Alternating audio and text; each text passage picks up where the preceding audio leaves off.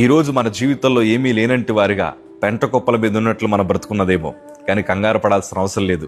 మన చరిత్ర మార్చడానికి ప్రభు ఉన్నారు. మన జీవితాన్ని ఆశీర్వదించడానికి ప్రభు ఉన్నారు. బహుశా నీ సొంత కుటుంబమే నీ జీవితంలో నువ్వు అభివృద్ధి చూడలేవు, నీ కుటుంబం ఆశీర్వదించబడదు, నీ బ్రతకంతా ఈ కన్నీటి పర్యాయాలని మిగిలిపోద్ది. బహుశా చుట్టూ ఉండే మనుషులు నిన్ను బలహీనపరుస్తున్నారేమో, కానీ ధైర్యంగా నిలబడండి. నా ప్రభు మన చరిత్రను మార్చగలిగిన దేవుడు. ఈ మధ్యన ఒక కొత్త పాట కూడా వచ్చింది కదా, ఏమైనా చేయగలవు, కథ మొత్తం మార్చగలవు అన్నట్లు. నేనంటాను అది వాస్తవానికి నిజం. ప్రభు ఏదైనా మార్చగలడు. ఏ రోజు ఏం జరుగుతుందో మనకి తెలియదు. మందను మేపుతున్న దావీదుని నా ప్రభు సింహాసనం ఎక్కించాడు. చెరసాల్లో ఉండిన యేసేపుని నా ప్రభు సింహాసనం ఎక్కించాడు.